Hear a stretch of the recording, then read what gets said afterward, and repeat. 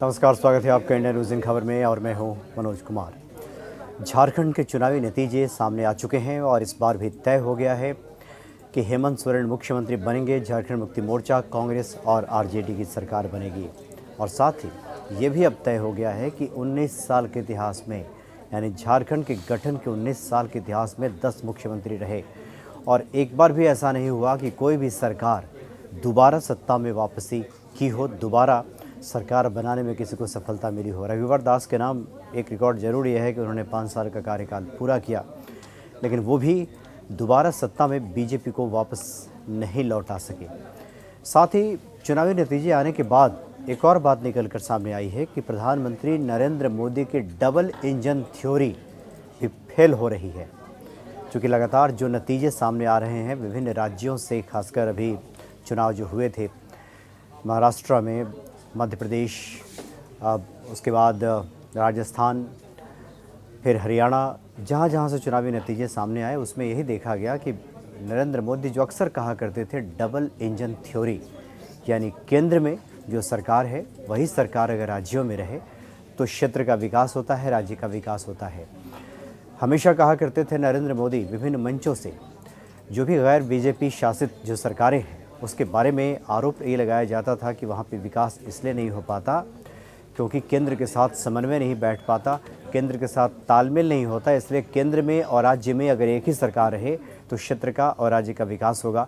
इसको प्रधानमंत्री नरेंद्र मोदी ने डबल इंजन थ्योरी का नाम दिया था। 2014 में जब पहली बार प्रधानमंत्री बने थे नरेंद्र मोदी, उस वक्त महज 7 राज्यों में बीजेपी की सरकार थी। 5 राज्यों में तो उसकी खुद की सरकार थी, बल्कि जबकि 2 राज्यों में गठबंधन की सरकार चल रही थी। और मार्च 2018 आते आते 21 राज्यों में बीजेपी की सरकार बन गई थी। और प्रधानमंत्री का और बीजेपी का ये नारा भी था कांग्रेस मुक्त भारत। लेकिन धीरे धीरे जो परिस्थितियां हमने देखी हैं 2018 के बाद ये 2019 लगातार बीजेपी सिमट रही है। लगातार उसके राज्य सरकारें उसके हाथ से निकलती जा रही हैं। राज्य की सत्ता बीजेपी के हाथ से अब निकलती जा रही है। इसलिए कहा जा रहा है कि डबल इंजन थ्योरी अब फेल हो रहा है प्रधानमंत्री मोदी का। चूँकि मोदी के नेतृत्व में, जैसा कि मैंने जिक्र किया, 2014 में बीजेपी को केंद्र की सत्ता मिली तो उस वक्त बीजेपी महज 7 राज्यों में सरकार चला रही थी। 2 राज्यों में बीजेपी गठबंधन सरकार में थी, राजस्थान, गुजरात, मध्य प्रदेश, छत्तीसगढ़ और गोवा में बीजेपी अपने दम पर सरकार चला रही थी, जबकि पंजाब और आंध्र प्रदेश में गठबंधन की सरकारें चल रही थी। बीजेपी का कारवां बढ़ता गया। लोकसभा चुनाव के बाद हरियाणा, महाराष्ट्र, झारखंड, आंध्र प्रदेश और जम्मू कश्मीर में बीजेपी ने अपने दम पर या सहयोगियों के साथ मिलकर सरकार बनाई थी। सिक्किम में उसने अपनी मदद से सरकार बनाई। 2016 में बीजेपी ने असम में इतिहास रचा और कांग्रेस के 15 साल के शासन को खत्म किया।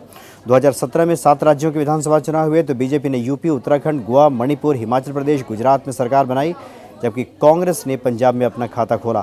तो इस तरह से बीजेपी लगातार आगे बढ़ रही थी। 2018 मार्च तक बीजेपी का ग्राफ काफ़ी ऊंचा गया। लगातार बीजेपी कई राज्यों में सत्तासीन होती गई। लेकिन जैसे जैसे वक्त बीता, हालांकि 2019 के लोकसभा चुनाव में बीजेपी ने प्रचंड बहुमत हासिल की, लेकिन फिर भी राज्य की सत्ता उसके हाथ से जाती रही। और ये देखा गया कि प्रदेश के लोगों ने राष्ट्रीय मुद्दों को प्रदेश की राजनीति में पूरी तरह से नकार दिया। और खासकर प्रधानमंत्री का जो डबल इंजन थ्योरी कि दोनों ही जगहों पे, यानी केंद्र में और राज्य में एक ही पार्टी की सरकार रहे तो उस राज्य का विकास होगा, प्रधानमंत्री कहते कभी थकते नहीं थे, उसको जनता ने नकारना शुरू कर दिया है। और धीरे धीरे मिट्टी पलीद होती गई। यानी देश के नक्शे पर बीजेपी की सत्ता का खाली स्थान बढ़ता जा रहा है। और ऐसा तब है जबकि प्रधानमंत्री मोदी जैसा एक शख्सियत, जिसको कहा जाता है कि सबसे ज़्यादा चुनाव जिताने का मादा जो रखने वाला व्यक्ति हो, शख्सियत हो, उसके हाथ में कमान हो, केंद्र की सत्ता हो, उसके बाद बीजेपी जिस प्रकार से राज्य की सत्ता खोती जा रही है, ग्राफ सिमटता जा रहा है। 2018 मार्च तक जो ग्राफ ऊपर जा रहा था वो नीचे आ रहा है। तो इसे साफ तौर पे कह सकते हैं कि प्रधानमंत्री मोदी के डबल इंजन थ्योरी को जनता ने नकारना शुरू कर दिया है। और इसके लिए अब बीजेपी को सचेत रहने की आवश्यकता है, या फिर एक आत्मावलोकन, एक मूल्यांकन की आवश्यकता होगी कि आखिर चूक कहाँ हो रही है।